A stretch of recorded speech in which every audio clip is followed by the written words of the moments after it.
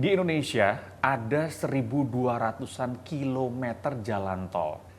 Penting sekali di jalan tol karena ini ada urusannya sama soal distribusi barang dan jasa, kemudian mobilisasi warga. Wah, jadi udah nggak bisa dikesampingkan nih infrastruktur yang namanya jalan tol.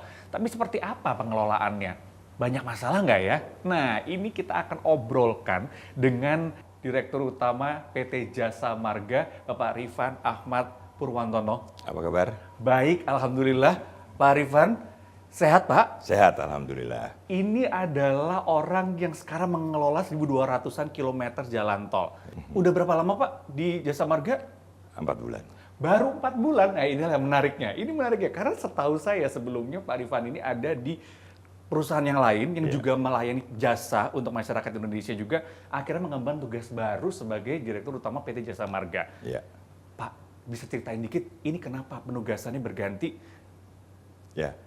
Yang pertama ini sebetulnya bersyukur buat saya karena sebelumnya melayani masyarakat atau melayani publik dan saat ini sama mendapatkan kesempatan tanggung jawab melayani publik tapi skalanya lebih besar. Artinya skala lebih besar secara korporasinya dia lebih besar. Dan tanggung jawab ini tentu tidak mudah. Kalau sebelumnya adalah pasca gitu ya. Jadi kita cerita pasca kecelakaan saja gitu. Kalau ini justru merencanakan tidak saja jalan tol yang betul-betul berkeselamatan gitu ya, tetapi bahkan kesiapan termasuk infrastruktur yang dibangun terhadap proyeknya, menjaga anggaran gitu ya, dan seluruh operasionalnya dengan bekerja sama dengan seluruh stakeholder harus dijaga dengan baik. Bersyukur di dalam operasionalnya memang dari kedua perusahaan baik saya sebelumnya dan sekarang ini adalah saling berhubungan. Betul. Jadi satu sama lain bahkan sama Mas juga kita kalau pas di lapangan juga ketemu gitu ya. Dan ini yang menjadi baik dan seperti apa yang pernah saya lakukan di perusahaan sebelumnya bahwa mengoptimalkan tata kelola perusahaan itu, mengoptimalkan secara operasionalnya, secara datanya, dan kemudian juga mengedepankan pelayanan ini adalah bagian yang paling penting. Dan ini tentu didukung oleh semua pihak. Seperti disampaikan bahwa Jasa Marga ini mempunyai saat ini secara operasional konsesinya 1.500 km, tetapi sekarang praktis yang setelah beroperasional 1.294. 1.250. Nah, dengan 36 anak perusahaan, dengan masing-masing ruas juga salah satu anak perusahaan di seluruh Indonesia ini, tentu butuh koordinasi yang sangat matang, butuh cara komunikasi yang sangat baik, bahkan tidak hanya pengaturan atau pelayanan, penetapan terhadap pencapaian target juga yang jelas ya. Target itu meliputi apakah kemudian financial excellence atau juga service excellence, itu juga sama. Nah, dengan transisi masuknya di Jasa Marga ini saya bersyukur ya, ini adalah perusahaan yang sudah baik dengan tata kelola yang sudah baik ya. Transformasinya adalah ke arahnya lebih kepada arah digitalisasi. Nah, mudah-mudahan ini dengan demikian sangat mudah nanti mendukung di dalam perubahan yang akan datang karena sama-sama pelayanan publik, tetapi cakupannya cukup signifikan. Satu hari saja gitu Mas, masyarakat yang melintas di jalan tol kita ini hampir 3,5 juta setiap harinya. Hampir 3,5 juta. Ya. Wow. Jadi kita lihat kan di depan kantor ini kan, udah kelihatan bahwa mobilitasnya dan memang hampir 60%-nya memang Jabodetabek ya. Ya. Nah, ini tetap harus dilayani dengan baik. Apakah kemudian termasuk kualitas jalannya, kualitas pelayanannya. Tapi menurut Bapak selama 4 bulan ini apa saja tantangan yang sudah dihadapi? Wah, ini kayak berat nih part-part yang ini. Ya. Jasa Marga ini adalah perusahaan publik juga yang hampir 30% itu kepemilikannya adalah pemilikan publik. Artinya strategi perusahaan yang harus dijalankan tidak hanya berdampak kepada masyarakat saja, tetapi juga kepercayaan terhadap seluruh pemegang saham. Pada saat menjalankan tugas di Jasa Marga ini yang saya lihat tantangan yang utama adalah seperti contoh gitu ya, pelayanan terhadap kualitas jalan. Nah ini memang ada salah satu parameter yang disebut dengan standar pelayanan minimal. ini harus dijaga dengan sangat baik. Kita tahu bahwa hari ini contoh gitu untuk memenuhi jalan yang bagus, ternyata masih ada dinamika terhadap overdimension, overload gitu ya, yang mempengaruhi rusaknya jalan terutama di lajur pertama. Terus kemudian ketika dia juga underspeed, yang bertabrak belakang gitu ya, atau bikin kemacetan panjang banget di antaranya. Nah ini tentu tantangan ya untuk melibatkan seluruh stakeholder gitu, dan kita ingin bahwa ini akan bisa dikelola dengan baik dan kemudian mengambil kebijakan juga baik gitu. Masyarakat truk pun tetap bisa lewat gitu, tapi masyarakat pun tidak terganggu oleh kondisi ini gitu. Nah ini tentu tidak mudah gitu ya, tapi dengan menjaga dengan baik, karena semua ini kalau kita lakukan dengan sangat baik, ini akan menjadi satu rangkaian yang penting buat Desa Margani. Pengusahaan jalan tol ini ada 3 faktor utamanya gitu ya. Yang pertama adalah investasi. Apapun kondisinya, bahwa ketika greenfield, perencanaan, sampai infrastrukturnya adalah investasi. Nah, di dalam perencanaan investasi ini kemudian kita kan suka mengenal pengembalian dari apa sih gitu. Di antara adalah dari traffic. Traffic dari mana? Dari tarif. Maka kemudian tarif pun juga sangat berhati-hati, karena penerapan tarif itu juga harus bisa diterima masyarakat. Makanya kemudian penyesuaiannya pun berkala kan, tidak otomatis langsung dikenakan dengan pembagi yang tarifnya langsung tinggi, tidak. Jadi memang sebetulnya banyak pertanyaan, misalnya kenapa tarif ini akan berubah gitu penyesuaiannya. Memang ya dalam bentuk investasi dengan tarif dan kemudian ada konsensi. Panjangnya konsensi ini berpengaruh, kan perusahaan tetap ini harus memberikan investasi ini. Dan kemudian dari perjalanannya kami sebagai pengusaha jalan tol tidak hanya tugas di dalam jalan tol yang sekarang mandatori, dalam memacu atau mengembangkan konektivitas transportasi Indonesia pun juga sama, harus mengembangkan wilayah-wilayah baru, harus contoh misalkan Balikpapan Samarinda gitu, dan harus mengembangkan wilayah-wilayah yang diharapkan kemudian membuka atau menciptakan nilai ekonomi baru di sekitar daerah yang dibuka dengan kawasan atau ruas-ruas tol baru. Terkait dengan tadi odol, soal overdimension, overload ini, itu kan kemarin sempat ada juga bisa dikatakan penolakan gitu ya. Itu sejauh ini seperti apa komunikasinya dengan mereka? Karena kan ketika itu masih diizinkan, yang akan terdampak masyarakat lain nih Pak. Ya, sebetulnya kalau lihat undang-undangnya tuh jalan tol itu bisa melarang untuk tidak masuk. Nah, jadi fix seperti itu. Tapi mungkin nggak?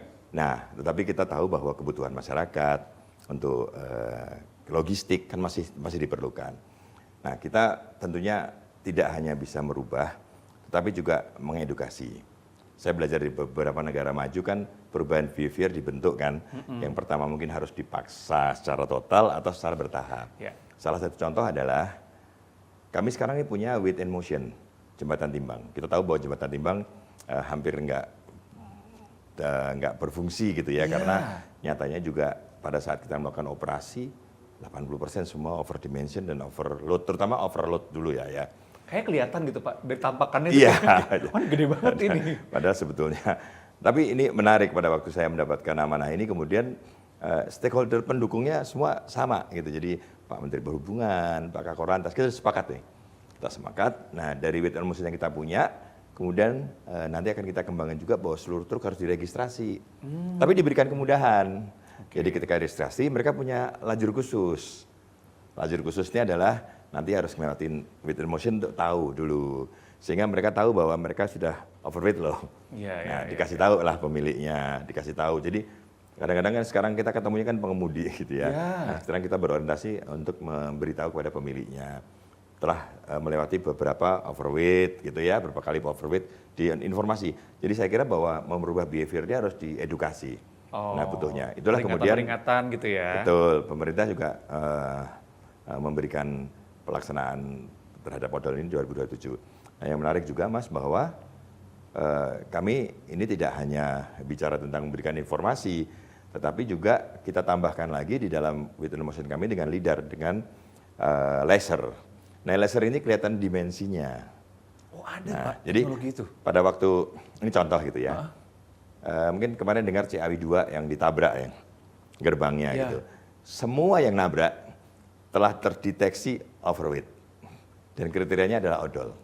Oke. Over dimension juga overload gitu. Jadi sekarang begitu, karena bentuk weight and motion kita kan di bridge ya, jadi all speed bisa dideteksi. Nah sekarang begitu dia terlewat, langsung kamera akan mendetek, kelihatan opolnya dan sebagainya. Dan beberapa yang penabrak ini semua kedetek. Nah ini kita optimalkan, dan kemudian kami juga tahun depan akan nambah Titik-titiknya. titik-titik untuk weight and motion lagi. Dan kemudian juga termasuk kita identifikasi. Jadi nanti akan teridentifikasi, Kementerian Perhubungan ini kan punya BLUI, ya, bukti lulus uji emisi. Oke. Nah itu juga RFID-nya kan sama frekuensinya juga. Nanti kami sudah berdiskusi dengan Pak Menteri Perhubungan juga termasuk surut, termasuk surat keterangan rancang bentuk. Jadi semua itu akan disamakan dalam satu data. Jadi ketika melintas teridentifikasi. Saya kira tidak ada cara lain gitu ya. Kalau melakukan gakum juga pasti akan menimbulkan konflik atau merasa nggak enak. Tapi dari mencoba melalui jalan tol inilah kemudian masyarakat harus belajar tertib melalui identifikasi. Nah ke depan itu saya kira yang paling efektif, bisa merubah. Dan akhirnya adalah ketika bobot kendaraan tidak melebihi batasnya sehingga kualitas jalan juga akan bagus. Iya, jadi nggak rusak ya. Yang karena berikutnya beban. juga kecelakaan pasti akan menurun. Karena praktis 58% kecelakaan di jalan tol itu disebabkan oleh truk. Berapa tadi Pak? 58% dari data kami. Wow. Nah inilah tadi saya cerita bahwa ini perusahaan ini harus mengembangkan datanya. Karena data itu jadi pengambilan keputusan. Kayak contoh waktu Nataru, Lebaran, itu juga sama. Kapan harus buka GTO-nya berapa pada saat rame, kapan harus ada kontraflow, ataupun juga kapan ada one way. Jadi kadang ditanya kapan one way? Nggak bisa, karena memang harus ada Situasi. visi rasionya ya. Visi rasionya harus dihitung dengan baik gitu. Nah dengan demikian apakah dari volumenya, dari kapasitasnya, kemudian muncul batas maksimalnya, maka harus ada pengambilan kebijakan. Nah sekali lagi dengan semua keragaman yang pengelola data, informasi inilah bisa ngasih warna perubahan tata kelola transportasi di negeri ini. Ya, ini kalau misalkan ini nanti berjalan, berarti ini salah satu program kerja yang jadi utama untuk di Jasa Marga ini? Ya, tahun 2025, 26, 27 ini program utama. Karena ini harus mendukung program yang juga dicanangkan oleh pemerintah. Dan tidak ada yang bisa melewati. Bahkan pada saat gagasan yang kita sampaikan, ini juga akan ditertibkan juga di jalan-jalan nasional. Termasuk di kawasan industri. Kawasan industri, karena kawasan industri nggak menggunakan weight and motion, WIM-nya yang sama seperti di jalan tol kan. Iya. Nah, kami akan menambahkan kurang lebih 6 di tahun depan, sehingga di kawasan industri juga terdetek di seluruh pintunya. Dan dengan demikian kami yakin ini akan baik lah ya. Masyarakat juga akan merasa nyaman dengan jalannya sudah tidak berlubang. Biasanya ada dua kan, lubang rusak atau bumpy. Iya. Ya, biasanya dua itu. Oke, masih bicara soal masalah-masalah yang ditemukan oleh para pengguna jalan tol ini. Salah satunya adalah tadi sudah disinggung sebenarnya sama Pak Rifan terkait tarif Pak. Mungkin bisa lebih di-clearkan lagi kenapa tarif ini kok selalu naik, dan tapi tadi sudah dijelaskan ya, kenaikannya pun sebenarnya berkala. Ya. Pertanyaan orang awam yang kali Pak, mungkin nggak sih Pak diturunin Pak? Ini mewakili masyarakat yang di luar sana gitu. Sebetulnya praktis ya. Saya menceritakan begini, bisnis di jalan tol ini sangat jangka panjang. Ya. Contoh misalkan dari masa kita melakukan persiapan infrastruktur, membangun gitu ya, itu betul-betul masanya kurang lebih sekitar dibutuhkan waktu sekitar 5 tahun, dan di dalam 5 tahun itu gitu ya, itu masa-masa tidak bisa menikmati pendapatan yang optimal gitu ya. Dan biasanya disebut dengan kalau kita sih mature period gitu ya, itu masuk di rata-rata ada sebagian tanggal 15 tahun, 20 tahun, jadi panjang. Nah, di dalam pengaturan investasi, pengembalian investasi ini, tentu pengembalian ini akan diperhitungkan dari beberapa hal. Karena ini kan tetap ada pelayanan publiknya, tetapi juga harus ada menjaga kesehatan perusahaan agar bisa mengembangkan kembali daerah-daerah yang lain. Kemudian itulah di dalam biasanya dalam bisnis plan pengusahaan jalan tol itu ada masa melakukan evaluasi penyesuaian terhadap tarif setiap 2 tahun. Dan itu sebetulnya sudah direncanakan dari sejak waktu itu akan dibangun, sudah direncanakan tahapannya seperti apa gitu. Dan itu sudah diperhitungkan juga. Dan itu diperhitungkan dengan berbagai hal, termasuk penyesuaian terhadap tarif tol di sekitarnya dan sebagainya. Nah, jadi harapan naik turun gitu ya, tentu melihat, jadi nggak bisa sekarang kalau saya sebagai korporasi pasti nggak akan mungkin turun kan, kecuali mungkin ini selesai nggak ada penugasan dan itu pasti bisa, karena kan sudah masuk batas major period kan pasti sudah cukup kan, sudah balik modal, dan kemudian diminta untuk kemudian memberikan pelayanan publik sangat memungkinkan. Tetapi apabila kemudian masih ada penugasan, contoh misalkan sampai saat ini kami ada 5 ruas yang sedang progres. Yaitu masih Jogja Solo masih dikembangkan, Jogja Bawen masih dikembangkan, Probolinggo Besuki Banyuwangi juga, kemudian Japek 2 Selatan juga masih. Dan kemudian yang kelima adalah akses Patimban. Inilah yang menjadi perhatian kita kan gitu ya, ini menjadi perhatian kita bahwa enggak cukup mudah juga itu mengelola, tapi kami yakin ini sangat bagus. Dan kemudian satu hal yang menarik nih Mas, bahwa ketika ruas tol ini terbangun dengan baik, itu nilai ekonomi di daerah itu pasti akan naik. Pasti akan naik, pasti. Dan itu dari yang pertama gitu kan, harga PBB-nya aja pasti naik. Mau kan? Dijual dekat akses tol. Karena jalan tol kan. Kunci ya, nah kemudian ketika ada pintu baru gitu, keramaian di sekitarnya menjadi ramai. Kehidupannya yang kemudian dulu mungkin hanya desa jadi kecamatan bisa jadi ibu kota, ada sebagian sudah jadi ibu kota dari kabupaten itu sendiri. Gara-gara adanya tol. Ada. Jadi inilah kemudian kami yakini bahwa ini harus terus dikembangkan, ya kan, harus dikembangkan, membuka konektivitas seluruh kawasan di Indonesia dan di Jawa sendiri saja ini kan baru utara gitu kan, dikembangkan baru utara, lintas ke selatan dan sebagainya. Jadi masih punya komitmen untuk menjaga ini. Itulah yang saya sampaikan tadi bahwa ini investasi yang memang jangka panjang dan memang harus dilakukan. Kalau tidak ada keberanian melakukan, mungkin hari ini nggak akan berasa bahwa dari Jakarta sampai dengan Surabaya bisa lewat jalan tol. Nanti ke Banyuwangi ya. Banyuwangi. Sedang progres. Tapi kalau jalan tol itu nggak cuma di Jawa kan ya Pak ya? Ya. Karena memang konsentrasi banyak di Jawa. Tapi di pulau-pulau lain juga menjadi penugasan dari pemerintah kepada PT Jasa Marga untuk mengembangkan itu juga. Ya, ada beberapa di pulau ya. Kan ada beberapa juga perusahaan yang mendapat penugasan juga. Kalau kami ada di Medan.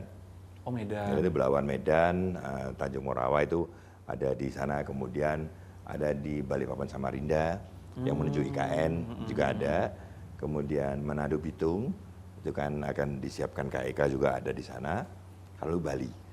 Oh. Jadi Bali itu kalau dari bandara, ya kan mau ke Nusa Dua, di atas satu-satunya, ya di atas laut. Itu tol Bali. Oke. Tapi bicara soal inovasi, tadi sempat Pak Rifan mention soal digitalisasi tadi ya.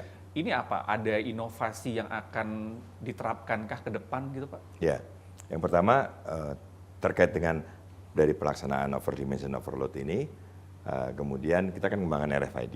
RFID ini sudah kita kembangkan lama. Bahkan RFID ini diutilisasi oleh tidak hanya untuk gate kantor gerbang tol saja, tapi juga dimanfaatkan oleh banyak perusahaan, kantor dan sebagainya. Nah RFID ini kebetulan satu frekuensi dengan data yang dibutuhkan oleh Kementerian Perhubungan. Nah ini kita kembangkan. Jadi kita akan kembangkan untuk identifikasi data kendaraan gitu agar betul bisa menghitungkan. Bahkan kalau ini semua menggunakan RFID ini, paling tidak Lebaran ini bisa dimonitor. Kita tahu Mas kalau Mas masuk ke tol ini kan sekarang menggunakan card gitu ya. Ya. Bukan card yang kemudian cardnya juga kalau disebut ini adalah card base. Card base itu nggak ada datanya. Kalau server base baru ada datanya kan gitu. Nah sehingga kalau card base saja nggak cukup. Nah, kemudian di dalam RFID yang kita kembangkan itu near henti. Gitu. Nggak perlu Jadi, berhenti. ya kalau kecepatan nggak perlu berhenti, nggak perlu ngeluarin gitu. Iya. Nah, kita kembangkan gitu. Nah ini saya juga ingin mengajak teman-teman di Jasa Marga ini untuk mengembangkan terus ya. Satu ketika juga mungkin nggak perlu ada gate lagi. Karena RFID-nya udah teridentifikasi dari 100 meter sebelumnya, dia udah lewat-lewat saja. Kalau semua kendaraan teridentifikasi gitu. Jadi inilah dream kami gitu ya, bahwa saya yakin ini come true lah gitu ya, bahwa suatu ketika Indonesia ini harus mengidentifikasi seluruh pemilik kendaraannya, sehingga pada waktu lewat nggak ada gate lagi, cukup lewat dengan RFID. Tinggal pasang kamera atau alat-alat alatnya itu ya? dan itu kan saya udah mencoba dengan kecepatan 60 masih lewat, artinya kan speednya masih bisa ditambah gitu ya. Oh ya? Ya, saya nyoba, bahkan kemarin kan saya mengeksersis sendiri kendaraan saya, letaknya dan sebagainya. Bahkan 4 meter sebelum pintu udah buka dulu kan. Jadi yang di depan saya kaget, kok udah buka pintunya, padahal saya yang bayar gitu ya. Nanti nggak bayar Pak di Ya, depan? dia nggak bayar. Tapi nggak apa-apa, artinya ini kan harus dicoba seperti itu. Nah, semua itu kita kembangkan nantinya dalam satu aplikasi yang namanya Travoy. Oke. Nah, Travoy itu yang tadi saya Travoy ini menarik. Travoy ini kalau dikembangkan tidak hanya aplikasi, sekedar aplikasi, tapi untuk memudahkan. Nanti kalau Mas melihat, Mas mau perjalanan kemana bisa melihat kameranya juga. Jadi kamera-kamera yang mau dilalui, ruas mau dilalui. Macet enggak? Betul, Terus bisa ini tahu. kenapa Dan macetnya? kemudian bisa alternatif. Dan itu akan kita kembangkan. Sekarang kan terus kita kembangkan. Nanti payment service-nya juga kita kembangkan, termasuk alert ya terhadap ada kejadian apa dan sebagainya. Dan kemudian kami juga menggunakan Intelligent Transport System ITS. Jadi kami meyakini kami punya Jasa Marga Command Center atau Road Command Center atau JMTC ini terbesar di Indonesia. Jadi control room-nya itu tidak hanya bicara mengawasi kamera, tapi traffic, kemudian traffic masing-masing period, traffic masing ruas, kemudian alert ada mobil yang berhenti di bahu jalan, gitu. Dan kemudian ini adalah sebagian dari respon kami untuk datang patroli di sana dan sebagainya. Sama dengan aplikasi Travoy yang kita miliki juga nanti kalau Mas Jalan, termasuk call center, jadi ada di situ. Oh bisa ya? Membutuhkan bantuan derek dan sebagainya, bisa melalui itu. Komplain-komplain apa gitu Bisa, sangat bisa. Okay. Selain 14080 juga melalui gitu. Nah, ini selalu kita kembangkan ya, platform yang kita kembangkan ini menggunakan Jasa Marga Integrated Digital Map atau JID. Jadi 3000 CCTV. 3000 CCTV? Ya, dengan smart kamera, bahkan sebagian kamera itu mendeteksi kayak ada satu insiden management system itu. Jadi itu mendeteksi kalau ada kondisi darurat, itu terdeteksi. Terus bahkan ada kamera-kamera yang dengan AI-nya dia langsung bisa mengkategorikan kendaraan yang lewat. Nah, jadi truk, kendaraan jenis 1, jenis 2, jenis 3. Karena untuk mengukur gitu. Dan kita tempatkan beberapa seperti MBZ yang ramai kita tempatkan. Terus kita akan kembangkan sehingga tadi data-data yang kita miliki ini bisa menjadi bagian dari pengambilan keputusan. Karena kita, nah kemudian selain servisnya kita atur, komunikasi ya, pelayanan terhadap masyarakat kepada kami juga jaga, adalah menggunakan Integrated Maintenance Management System. Ya, ini adalah pengawasan terhadap preservasi jalan tol. Ini kan penting. Jadi bukan hanya sekedar mendapatkan laporan saja, tetapi pada saat, jadi ada genangan gitu misalkan, ini ada early warning systemnya, terlihat. Jadi habis itu pengambilan keputusan seperti apa. Nah, Jasa Marga Integrated Maintenance Management System atau JIMMS ini yang digunakan juga sebagai pengambil keputusan, terutama kan di Jakarta nih ternyata. Jadi bahkan tidak hanya di lorong yang dilewati oleh jalan tol saja, 100 meter sebelumnya kita udah identifikasi genangan airnya akan naik seberapa dan mengganggu jalan kapan gitu, sehingga nanti ada traffic cone yang diatur gitu ya, atau pengalihan arus gitu ya. Jadi kami ingin bahwa dengan teknologi yang kami miliki semua itu, yang nantinya bahwa begitu masuk di jalan tol itu aman, sekian kamera mengawasi, ya kan, terus kemudian akan juga memberitahu tentang kondisi jalan tol gitu, dan pengguna jalan tol akan merasa aman, nyaman ketika menggunakan jasa tol dari Jasa Marga. Itu kuncinya ya Pak ya? Iya. Karena pelayanan jasa tadi, jasa pelayanan ya. Jasa pelayanan. Perusahaan ini melayani masyarakat dan hal tadi ya, kenyamanan dari para pengguna ini yang jadi kunci keberhasilan sebuah perusahaan ya. Iya. Pak Rifan luar biasa, baru 4 bulan tadi ngakunya, tapi kayak udah paham banget sama permasalahannya, solusinya. Gurunya pinter-pinter. Oh guru, timnya luar biasa ini. Nah, tapi sebelum saya melangkah jauh lagi bertanya hal yang lain, saya mau ngetes nih, baru 4 bulan, kira-kira udah paham betul belum ya dengan tadi udah kelihatan ya, tapi kita mau cek nama jalan tol di Indonesia. Saya challenge ya Pak ya. Harus cari pendahulu. Ini kan banyak banget ya orang Indonesia tuh paling jago untuk bikin singkatan-singkatan. Iya. Nah, saya mau ngecek nih, Pak Rifan familiar nggak sama nama-nama jalan tol ya? Saya tanya dulu, ini yang harusnya sih tahu nih, karena ini sebelah kantor nih. Kalau tol Jagorawi itu singkatan dari apa, Pak? Ini masa lama ya. Oh, Tapi tua aja. harusnya paling tahu Jakarta, Bogor, Ciawi. Oh, mantap. Betul ya? Sebelah soalnya. Soalnya Pak. di depan. Oke, yang kedua ini Cipularang. Cikampek, ya kan? Ah. Cikampek, kemudian Purwakarta, Oke. Padalarang. Ah benar. Ya. Kalau mau ke Bandung dari Ya, Jakarta, Cipularang, ya. Cipularang. Oke. Ini kita agak tarik jauh nih. Kalau Jawa udah oke ya, Jagorawi, Cipularang paham nih. Kalau Belmera, Pak. Belawan, Medan, Tanjung Morawa. Udah apa? Hafal. Terlalu gampang nih saya kasih soal. Karena cuma satu di Oh, situ. itu cuma satu ya di Medan ya? Iya, Medan. Enggak ada lagi, ada Kuala Namu juga ada. Oh, Kuala Namu ada lagi ya. Seperti apa sih Pak sebagai seorang CEO Ya. di PT Jasa Marga mengajak teman-teman semua yang ada di perusahaan ini untuk bergerak bersama untuk terus bekerja secara inovatif. Ya. Yang pertama sih pola pikirnya dulu gitu ya. Saya selalu mengajak baik dari BOD, Minus One, bahkan ada kelompok milenial gitu. Adalah berpikir untuk jangan ragu untuk melakukan perubahan. Perubahan tentu perubahan yang positif gitu. Karena menurut saya adalah saya sampaikan bahwa perubahan itu keharusan, bukan pilihan. Keharusan Ya. bukan pilihan. Karena kalau banyak pilihan, berarti ada yang nggak ikut. Oke. Transformasi juga sama. Transformasi adalah sebagai keharusan gitu. Jadi transformasi ini harus diikuti oleh seluruhnya.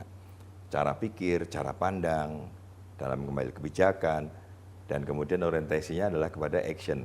Jadi banyak orang berpikir transformasi, tapi kemudian nggak ada actionnya, percuma juga. Nah, pola pikir ini saya selalu uji dengan berbagai hal. Mau apakah pelayanan publik, kemudian perubahan-perubahan digital gitu ya, dan pendampingan. Jadi salah satu contoh mencari mereka untuk berinovasi ini, saya lakukan di situ Mas. Ada 15 milenial yang kumpul gitu ya. Tiba-tiba saya tanya sesuatu yang agak ekstrim. Jadi mereka kadang-kadang ini ada evaluasi apa, kan agak kaget gitu ya. Saya tanya ke satu orang, kalau Anda gitu ya, saya minta buat film tentang diri Anda, apa judulnya? Ekstrim kan? Itu kayaknya bukan job desk saya, Pak. Apanya lagi gitu Ya kan? Ekstrim kan? Tapi sebetulnya itu menguji dan mengajak cara pandang. Gitu, cara pandang mereka. Kemudian ketika dia memilih satu judul, kenapa judul itu? Seberapa menarik ya? Kita semua menarik terhadap judul yang kamu pilih dan cerita yang kamu pilih. Nah, inovasi, transformasi, perubahan itu harus diajak dengan pendampingan, tidak cuma disuruh. Tapi saya sendiri ada di proses mengajak mereka. Banyak yang terjebak oleh apa yang biasanya bukan apa yang seharusnya. Gitu. Dalam ya. Tapi Ini wow.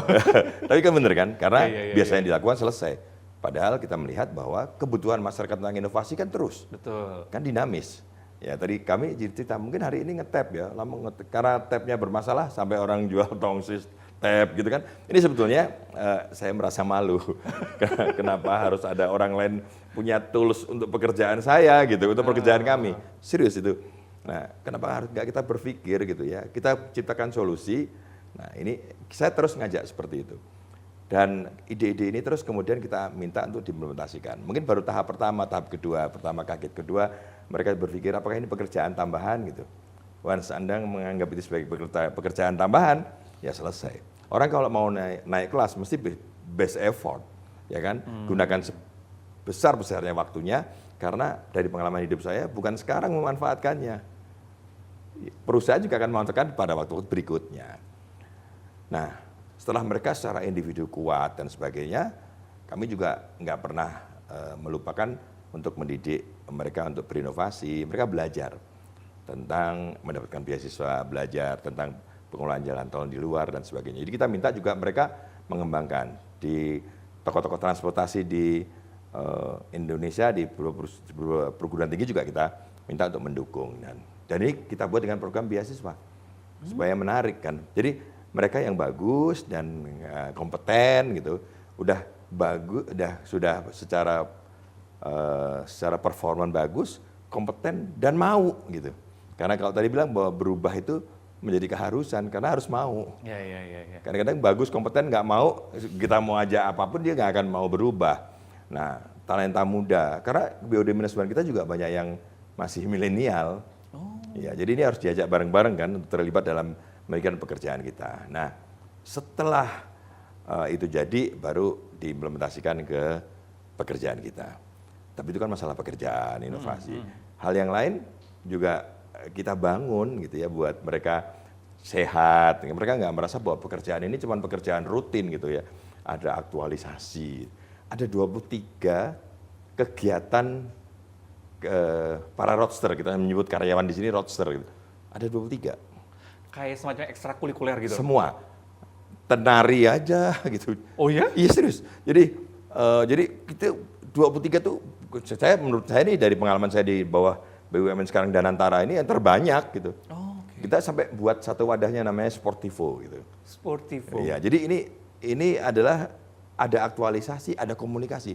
Karena besarnya organisasi nanti dan besarnya korporasi nanti adalah ada komunikasi antara semua pihak yang nggak terbatas oleh bidang pekerjaan masing-masing. Nanti jadi silo kan. Ketika ada 23 kegiatan kan nggak ada silo lagi. Karena nggak mungkin orang SDM hanya main bola semua kan nggak mungkin gitu. Pasti ada campurannya. Orang human capital campuran. Kemudian orang teknologi hanya bicara tentang nge-gym saja nggak mungkin gitu kan. Dia akan tetap berinteraksi.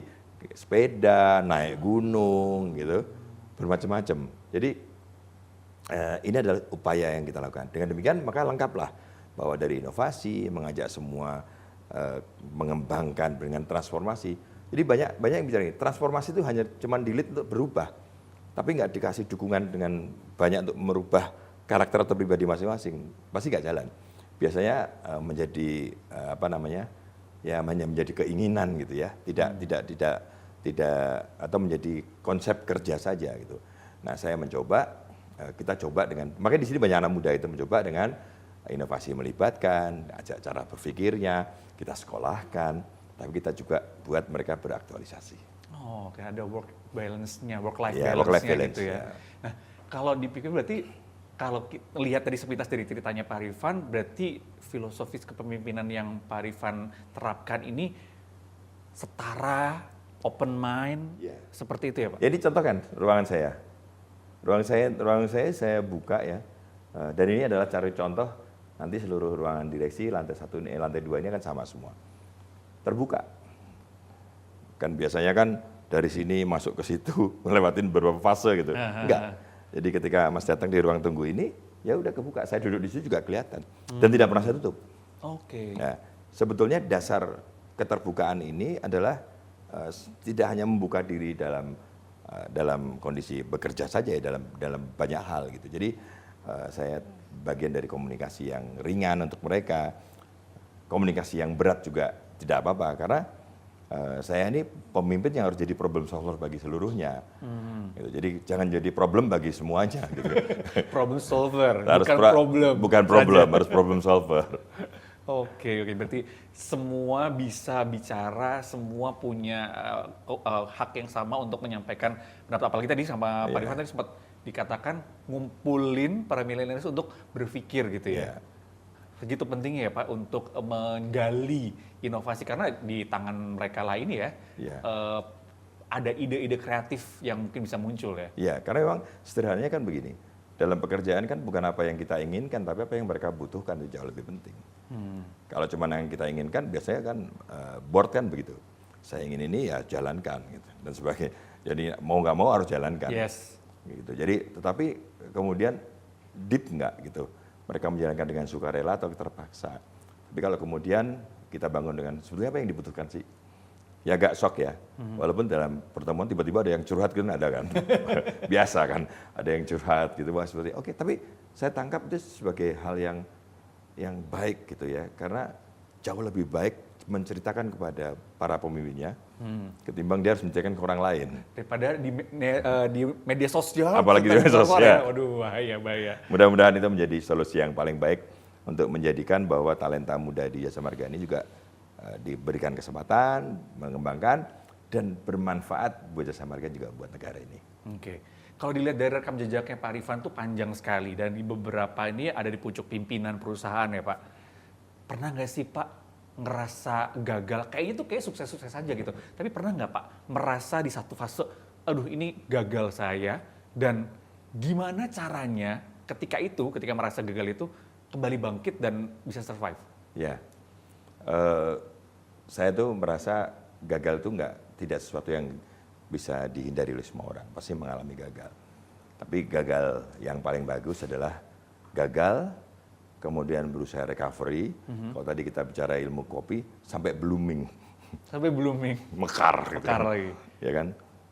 Artinya memang gagal itu harus dinikmati. Oke. Bukan dihindari. Atau bahkan malah kita tenggelam dalam kegagalan itu. Ya, saya menceritakan ini, kalau Anda pun gagal, Anda harus recovery. Bukan menceritakan kegagalan, bahkan tidak sharing, kenapa aku gagal gitu kan. Karena diri sendiri itu bisa melakukan recovery dengan baik. Saya punya prinsip hidup itu begini, 10% itu apa yang kita hadapi sekarang. Tapi 90%-nya adalah apa yang kita pikirkan tentang masa depan. Saya pernah lihat dari salah satu motivator menceritakan, tapi itu persis banget saya gitu. Jadi kalau saya sekarang kehidupan sehari-hari ini 10% aja. Tapi saya harus punya mimpi gitu. Jadi pada waktu itu hal yang sama. Ini contoh pada waktu saya bekerja, saya tiba-tiba menjadi customer service. Dulu namanya customer sales representative. Sarjana kan masuk jadi customer service yang kemudian kerja di bank waktu itu. Sebagian orang, oke, harusnya cocoknya account officer, Evan gitu kan. Tapi nggak apa-apa, saya serius dengan, tapi saya kemudian buat dream. Saya nggak cuma mau jadi account officer, saya mau jadi kepala cabang kalau di bank gitu kan. Dan apa yang lakukan ketika saya masuk dalam ketika saya masuk dalam pekerjaan itu, saya mencoba menyikapi dengan cara yang ya saya serius terhadap pekerjaannya. Jadi saya customer service. Pada waktu customer service itu, saya kan ingin mempraktekkan melayani nasabah gitu. Tapi pada waktu itu saya ingat saya di cabang Semarang Pemuda. Customer service itu ada 6. Karena saya di ujung ke 6. Dan dulu nggak ada antrian, Mas. Ya 1, 2, 3 kan dulu kan sekarang pakai antrian ya. Yeah. Jadi saya nggak pernah dapat customer. Karena setiap mau 6, 2 kosong. Oh. Sehingga saya kosong. Jadi paling ujung nggak kelihatan. Nggak kelihatan gitu. Nah akhirnya kepikiran ini harus ada cara lain gitu. Saya mau praktekin cara buka tabungan kayak apa, cara buka deposito gitu. Sebenarnya ada para nasabah kan yang nunggu, saya datengin, Bu, udah punya tabungan buat anaknya nggak? Ini aku punya junior gini. Dan 98% yang duduk di meja saya adalah hasil pencarian saya. Oh, jadi jemput bola. Jemput bola. Mungkin nggak kepikiran kan? Nah, jadi gini, ketika saya hari ini kita nyerah, ya sudah kalau saya mengikuti 10% ya selesai. Tapi saya nggak mau, gitu karena harus berubah. Dan ternyata pekerjaan saya itu tidak hanya itu ya. Sore pulang saya kemudian bantu di kasir. Pada waktu itu yang namanya sortir uang. Ketika sortir uang di meja sortir uang itu kan mereka lagi kayak cocok-cocokan jurnal gitu kan. Saya belajar tentang jurnal, saya dengerin, oh tabungan harus klop dengan kasir gitu. Jadi lama-lama kan ilmunya banyak. Dan apa yang saya lakukan itu terlihat oleh kepala wilayah saya. Yang pada waktu itu yang menginterview saya. Saya masih ketemu Pak Budi Soeharto. Dan beliau 2 kali berkunjung. Karena kamu muridku yang berbeda, dia saya bilang begitu. Dan langsung pada waktu itu beliau manggil di 25 hari kerja. Van, kamu nggak cocok di situ deh. Kamu cocoknya jadi account officer. Itu bayangkan ya, orang yang menilai saya, tapi nggak melakukan apa-apa, sehingga saya pindah. jadi account officer. Ketika account officer, kemudian diajaklah satu calon kepala cabang Kudus untuk pindah ke Kudus, mau nggak? Mau, karena saya kan lahir di Kudus gitu kan. Nah, terus kemudian, Bu, sebelum ke Kudus boleh nggak belajar ke cabang yang udah buka? Keinginan untuk melakukan perubahan untuk dirinya sendiri juga harus dilakukan. Saya diperbolehkan belajar ke Kudus, ke Tegal pada itu. Dan ketika pindah ke Kudus, saya tidak cuma mengembangkan Kudus, saya mengembangkan Pati, gitu kan, Jepara dan sebagainya. Akhirnya apa? Ketika cabang utama Kudus terbentuk dan dibutuhkan cabang pembantu Pati, karena yang marketing adalah saya, mencari nasabahnya, kepala cabang pembantunya adalah saya. Sehingga dengan cukup waktu yang singkat, saya udah jadi kepala cabang. Hampir melaju lebih cepat gitu ya, nggak lebih dari 3 tahun, 3 tahun 2 bulan waktu itu. Dan itu nggak cuma itu saja gitu. Banyak hal saya lakukan perubahan-perubahan itu waktu saya dengan bank sebelumnya, kemudian Mas pernah lihat bahwa pada waktu bank itu adalah bank koperasi gitu ya. Kemudian saya diminta untuk mengembangkan konsumer gitu. Ya saya bersyukur di root-nya sangat memberikan kewenangan saya, direkturnya juga dan kewenangan saya, kita mengembangkan satu bahasa ya. Dan pada waktu kita buat yang dulu pernah dengar katanya satu ATM-nya banyak, dengan dibayar, dengan bisa menarik ke ATM ke semua bank, pada waktu itu orang bilang, itu ngawur tuh gitu. Masa dia mau bayarin kalau ngambil di ATM bank lain, tapi hari ini semua begitu nggak? Semuanya terintegrasi. Semua terintegrasi. Dan begitu terus menerus. Nah dari pengalaman saya itu kemudian saya melihat satu, memang yang menentukan sukses atau tidaknya adalah dari diri Anda. Dan ini sebetulnya masa-masa yang ringan ya. Masa yang berat adalah ketika tahun lalu, 5 tahun yang lalu, saya diminta waktu itu Pak Erik gitu, ke kereta api, direktur keuangan kereta api ya. Dan bank yang pernah saya tinggalkan, saya dulu direktur konsumer itu, kemudian stop clearing, atau waktu itu adalah scores clearing, diminta kembali jadi dirut, banknya udah mau tutup. Tapi itu kan challenge kan, karena saya melihat bahwa ini 10% hari ini, 90% saya harus menyelamatkan, dan berhasil diselamatkan. Sehingga saya mendapatkan kesempatan. Sama, pada waktu di Jasara Harja juga sama. Saya melihat bahwa ya kita bayar santunan, ya oke, bayar ya kan. Tapi apa yang lebih penting, makna penting dari pelayanan santunan itu? Nggak bisa sendirian. Santunan itu harus dibayarkan dengan surat keterangan kepolisian. Sementara tidak terintegrasi dengan surat kepolisian. Nah kita integrasikan. Dan hari ini pelayanan terhadap setiap kecelakaan itu cuma 14 menit. Nah 14 menit. Ketika 14 menit itu, apa coba yang muncul? 38% fatalitas turun.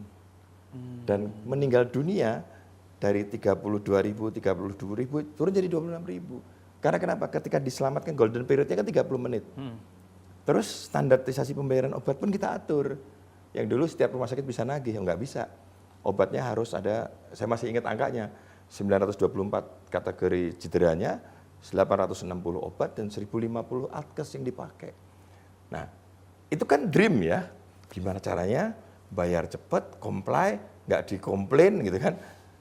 Kan ada perusahaan yang sosial lainnya kan dikomplain kan, nggak dikomplain. Nah, waktu di sini juga sama tadi saja. Dream, saya ngajak teman-teman dream. Kapan sih kita nirhenti gitu kan? Kapan sih jalan kita bagus? Ternyata jalan bagus karena overdimension, overloading. Caranya gimana? Ya harus kita lakukan identifikasi. Identifikasi, kemudian semua pasti tertib.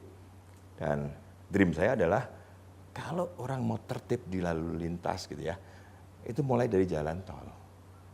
Dan kemudian nggak ada yang namanya traffic, macet. Jadi sebetulnya kita ingin bahwa apapun ya, mau speednya 40 tapi lancar. Ya, di beberapa kota gitu. Makanya nanti saya ingin mengajak semua bertransformasi ke sana, jadi perubahan. Jadi dari semua pengalaman saya itu sudah merubah cara pandang dan konsisten. Itu yang penting ya. Dan kemudian saya tadi cerita bahwa ada 5 prinsip hidup yang sebagai lead, sebagai pemimpin yang saya harus pakai. 1, yang penting itu adalah jaga attitude. Oke. Nah, karena apapun bentuknya, attitude itu nomor 1. Nggak gampang ya.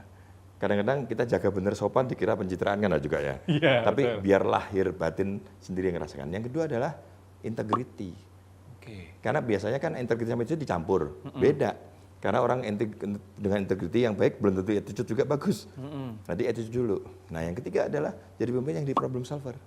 Oke. Problem solver itu tadi saya ukur adalah kalau saya masuk ke kantor gitu ya, kemudian para teman-teman bilang, aduh ada apa ya, salah apa lagi gitu ya. Itu udah problem, ya kan. Mereka harus lihat bahwa figurnya ketika pemimpinnya datang, saya ada tempat solusi untuk bercerita. Oke. Saya akan mendapatkan keputusan gitu. Itu juga nggak bisa sempurna, tetapi setidaknya punya keinginan untuk seperti itu. Yang keempat adalah legacy. Legacy itu bermacam-macam, ya sampai kalau bisa ngambil kebijakan, ngambil buku gitu ya. Lalu yang terakhir adalah kalau bisa melakukan duplikasi. Duplikasi adalah menyiapkan orang-orang yang meneruskan ya seperti apa yang kita lakukan dengan baik. Oke, 5 Prinsip pemimpin. untuk kepemimpinan dari Pak Rifan. Wah, menarik banget obrolannya. Tadi kita ngomongin soal PT Jasa Marga sudah ngelotok walaupun baru 4 bulan. Kemudian dapat bocoran juga 5 prinsip kepemimpinan yang seperti bisa kita contoh ya, buat apalagi buat yang sedang meniti karir ya Pak. Iya. Biar bisa meniru suksesnya Pak Rifan. Amin, amin. Dream-nya luar biasa, semoga tercapai semuanya. Amin. Terima kasih sudah diberikan waktu untuk ngobrol-ngobrol Sama-sama, Mas. ke tempat barunya Pak Rifan. Kita sambil memantau ya, sambil lewat jalan Jagorawi, kita lihat-lihat nih. Sambil gimana buat nih? kopi. Oh, sambil ngopi juga. Wah, ini ada kopi di sini. Oke, kalau gitu terima kasih Terima atas kasih. ngobrol-ngobrolnya. Kita nikmati kopi dulu. Semoga selalu sukses Amin, untuk amin, Pak Rifan dan amin. juga PT Jasa Amin, Marga. amin, amin. Terima kasih. Itu tadi perbincangan dengan Bapak Rifan Ahmad Purwantono, Dirut dari PT Jasa Marga. Kita semuanya tunggu kiprahnya Pak Rifan di kantor barunya ini untuk kedepannya karena melayani adalah yang terpenting. Jadi kalau mau ada keluhan bisa langsung nih kontak ke Pak Rifan gitu ya Pak. ya. Langsung ya Pak ya. Itu tadi CEO Talks kali ini, saya Jati Dharma, salam SCTV.